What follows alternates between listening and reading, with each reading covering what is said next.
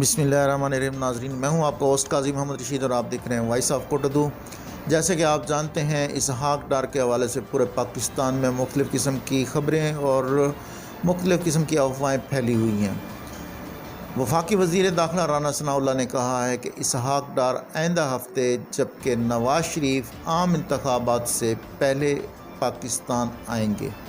بہت بڑی خبر سے آپ کو آگاہ کر رہے ہیں کہ رانا ثناءاللہ نے کہا ہے کہ اسحاق ڈار آئندہ ہفتے میں جبکہ نواز شریف عام انتخابات سے قبل پاکستان آئیں گے۔ رانا ثناءاللہ نے یہ انکشاف لاہور میں اپنی پریس کانفرنس کے دوران کیا۔ انہوں نے کہا کہ پارٹی نے درخواست کی تھی کہ اگلے الیکشن کی مہم میاں نواز شریف خود چلائیں اور نواز شریف نے آئندہ انتخاب کی مہم لیڈ کرنے کی پارٹی کی درخواست مان لی ہے۔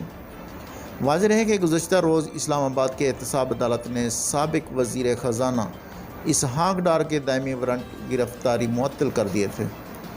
احتساب عدالت کے جج محمد بشیر نے درخواست کی سماعت کی تھی۔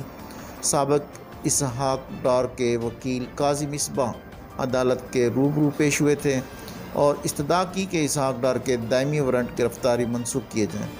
وہ ایئرپورٹ پر اتر کر سیدھے عدالت پہنچ جائیں گے۔ اس سے 2 روز اسحاق ڈار نے اشتہاری قرار دینے کے خلاف درخواست سپریم کورٹ سے واپس لے لی، جس کے بعد عدالت عظمیٰ نے درخواست خارج کر دی۔ عدالت سے دائمی وارنٹ گرفتاری معطل ہونے کے بعد پی ٹی آئی رہنما حماد اظہر نے رد عمل دیتے ہوئے سماجی رابطے کی ویب سائٹ ٹویٹر پر کہا کہ کل خبر آئی کہ اسحاق ڈار کو وزیر خزانہ بنانے کا فیصلہ ہو گیا اور آج اسحاق ڈار کے وارنٹ گرفتاری معطل ہو گئے۔ جی ناظرین، یہ ایک بہت بڑی خبر سے آپ کو آگاہ کیا ہے کہ رانا ثناءاللہ نے بھی یہ انکشاف کر دیا ہے کہ اسحاق ڈار بھی پاکستان آئیں گے اور میاں محمد نواز شریف بھی پاکستان آئیں گے۔